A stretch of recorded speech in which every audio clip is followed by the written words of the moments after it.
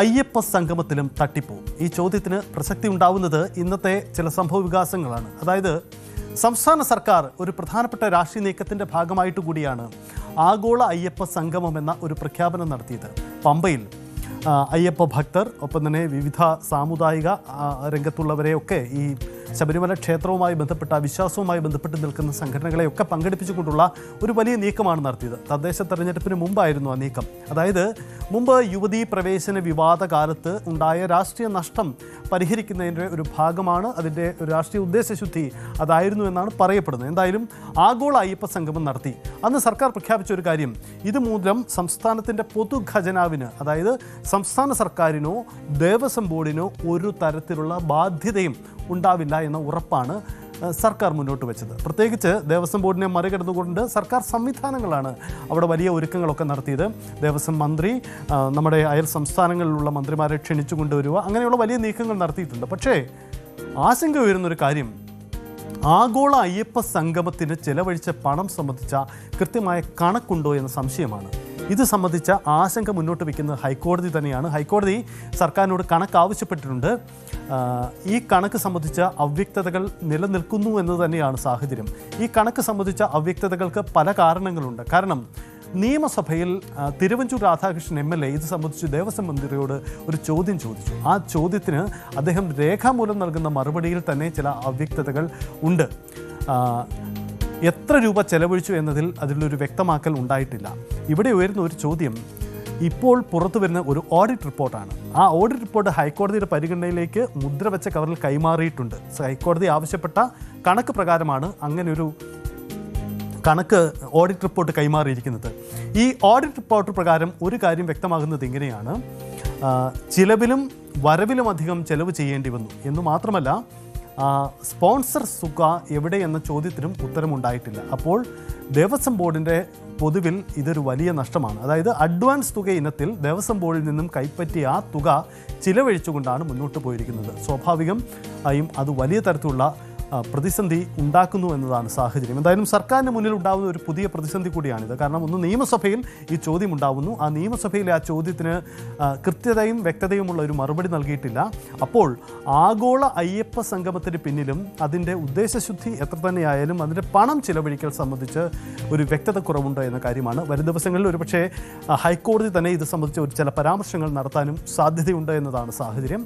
ഒരു കാര്യം വ്യക്തമാണ്, ആഗോള അയ്യപ്പ സംഗമത്തിന് ചിലവഴിച്ച തുകയുടെ കണക്കുകൾ അവതരിപ്പിക്കുന്നതിലെ വ്യക്തത ദേവസ്വം ബോർഡോ സർക്കാരോ പരിഹരിക്കണം. പക്ഷേ ഇതിൽ പ്രധാനമാകുന്ന ഒരു കാര്യം, സർക്കാരിൻ്റെ ഒരു കൈകഴുകൽ ഇതിലുണ്ടായിട്ടുണ്ട്. ആഗോള അയ്യപ്പ സംഗമത്തിന് ചിലവാക്കിയ തുകയുടെ കണക്കുകൾ പറയേണ്ടത് ദേവസ്വം ബോർഡെന്നാണ് മന്ത്രി VN വാസവൻ്റെ വാക്കുകൾ.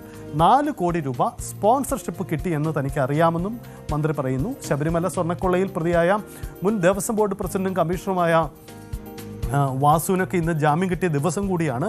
ഇതിനിടയിലാണ് ഈ പുതിയൊരു വിവാദം ഉയർന്നു വരുന്നത് എന്ന പ്രത്യേകതയുമുണ്ട്. എന്തായാലും നമുക്ക് ആദ്യം ദേവസ്വം മന്ത്രി VN വാസവൻ്റെ ആ വാക്കുകളൊന്ന് കേൾക്കാം. ഈ ആഗോള അയ്യപ്പ സംഗമത്തിൻ്റെ 1 രൂപയോ ഒരു നയ പൈസയോ വരവെക്കാൻ ഗവൺമെൻറ്റിനോ ഞങ്ങൾക്ക് ആർക്കെങ്കിലും അധികാരമില്ല. അതെല്ലാം തിരുവിതാംകൂർ ദേവസ്വം ബോർഡിൻ്റെ പ്ലാറ്റിനം ജൂബിലിയോടനുബന്ധിച്ച് നടന്ന സംഭവമാണ്. അതിൻ്റെ സ്പോൺസർമാരെയും കണ്ടെത്തിയത് അവരാണ്, ഒപ്പം വരവിലെ കണക്കും തയ്യാറാക്കിയതവരാണ്. അത് അവരോട് ചോദിച്ചെങ്കിൽ പറയാൻ പറ്റുള്ളൂ.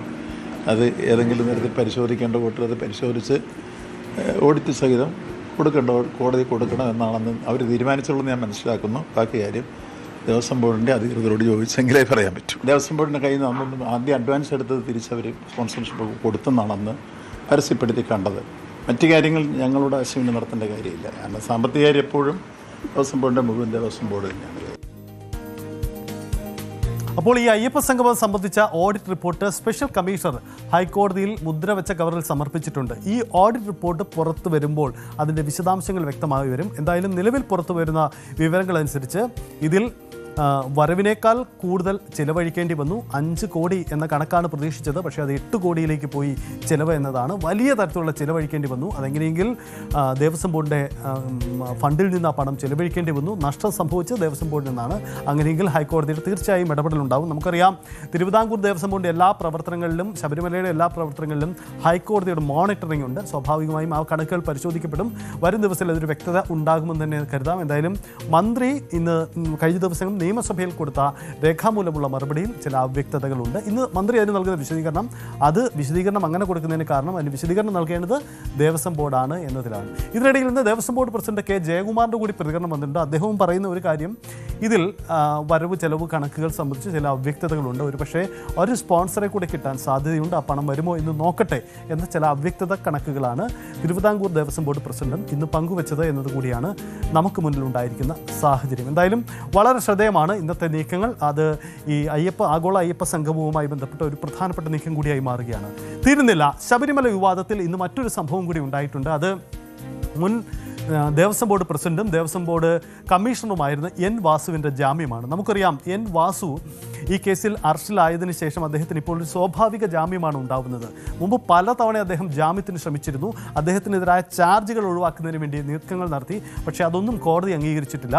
സ്വർണം കട്ട വ്യക്തിയല്ലേ, പിന്നെ എങ്ങനെ ഈ ഹർജി എടുക്കുമെന്ന പരാമർശമൊക്കെ ഒരു ഘട്ടത്തിൽ കോടതിയിൽ നിന്നുണ്ടായത് പോലുമാണ്. എന്തായാലും സ്വാഭാവികമായ ജാമ്യം 90 ദിവസം എന്ന കടമ്പക കടന്ന് മറ്റു പ്രതികൾ ഇതിൽ പുറത്തിറങ്ങുന്നത് പോലെ എൻ വാസുവും പുറത്തിറങ്ങിയിട്ടുണ്ട്. പക്ഷേ കടുത്ത ജാമ്യ വ്യവസ്ഥകൾ അദ്ദേഹത്തിനുണ്ട്. ഒന്ന്, പത്തനംതിട്ട ജില്ലയിൽ പ്രവേശിക്കാൻ പാടില്ല, കേരളം വിട്ട് പുറത്തു പോകരുത്, ഇങ്ങനെയുള്ള വലിയ ജാമ്യ വ്യവസ്ഥകളടക്കമുണ്ട്. അദ്ദേഹം മാധ്യമങ്ങളോടടക്കം പ്രതികരിക്കുന്നതിനും വെല്ലുവിളി ഉണ്ടാകുമെന്നതാണ് സാഹചര്യം. കൊല്ലം വിജിലൻസ് കോടതിയാണ് ഇന്ന് എൻ വാസുവിന് സ്വാഭാവികമായ ജാമ്യം അനുവദിച്ചതോടെ ഉപാധികളോടെയാണ് ജാമ്യം എന്ന പ്രത്യേകതയുമുണ്ട്. എന്തായാലും ഇന്നത്തെ ദിവസം ഈ ശബരിമല വാർത്തകളിൽ ഒരു പ്രധാനപ്പെട്ട നീക്കം കൂടിയായി ഇത് മാറുകയാണ്. നാളെ നമുക്കൊരു മറ്റൊരു നീക്കം കൂടി ഇക്കാര്യത്തിൽ പ്രതീക്ഷിക്കാനുണ്ട്. അതിൽ മറ്റൊന്നുമല്ല, കെ എസ് ബൈജുവിൻ്റെ ജാമ്യ ഹർജിയിൽ നാളെ വിധി വരാനുള്ള സാധ്യതയുമുണ്ട്.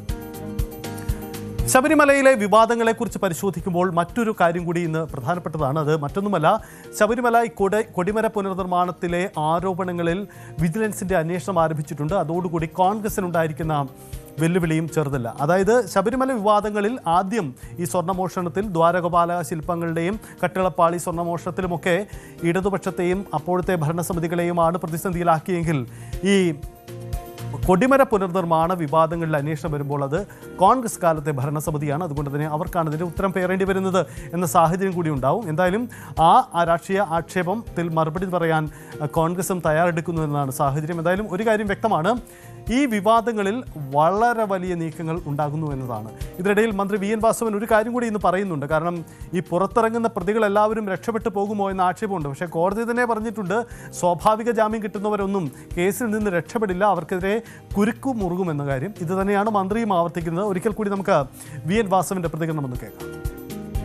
ജാമ്യം കിട്ടി പുറത്തിറങ്ങി എന്നുള്ളത് കൊണ്ട് കേസില്ലാതാവില്ല.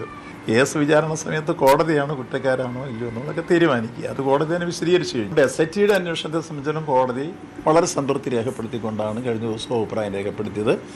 മാത്രമല്ല, ഇപ്പോൾ കൂടുതൽ അന്വേഷണങ്ങളിലേക്ക് വരുന്നത്. നിങ്ങളിപ്പോൾ സൂചിപ്പിച്ച പ്രചരണം ഇപ്പോൾ എങ്ങോട്ടാണ് വരുന്നത് നിങ്ങൾ കണ്ടല്ലോ. 917 ഇപ്പോൾ കോൺക്രീറ്റ് കൊടിമരത്തിന് ചെതൽ പിടിച്ചെന്ന് കണ്ടെത്താൻ ആർക്കാണ് കഴിഞ്ഞത്? UDFൻ്റെ ഭരണസമിതിക്ക് മാത്രമേ കഴിഞ്ഞുള്ളൂ, ആ ബോർഡിന് മാത്രമേ കഴിഞ്ഞുള്ളൂ എന്നുള്ളതല്ലേ വിജിലൻസ് കണ്ടെത്തിയത്.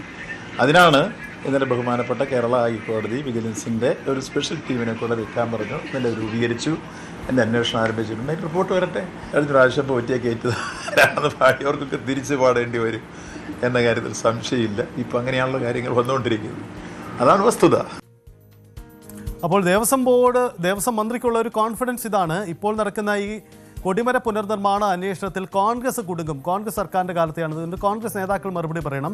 രാഷ്ട്രീയമായ അത്തരമൊരു സാധ്യത മുന്നിൽ കണ്ടുകൂടിയാണ് അദ്ദേഹം ആ നിലപാടെടുക്കുന്നത്. എന്തായാലും നമുക്ക് കാത്തിരിക്കണം ശബരിമല വിവാദങ്ങളുടെ വരും ദിവസങ്ങളിലെ നീക്കങ്ങൾ. അതിൽ ഏറ്റവും പ്രധാനപ്പെട്ട നീക്കങ്ങൾ വരും ദിവസങ്ങളിൽ ഉണ്ടാകുമെന്ന് കരുതാം. ഒരു കാര്യം വ്യക്തമാണ്, ഈ ശബരിമല ആഗോള അയ്യപ്പ സംഗമത്തിൻ്റെ കണക്ക് അതിൽ ഹൈക്കോടതി നടത്താൻ പോകുന്ന പരാമർശങ്ങൾ ഒരു പക്ഷേ വലിയ രീതിയിൽ സ്വാധീനിക്കപ്പെടാൻ സാധ്യതയുണ്ട്.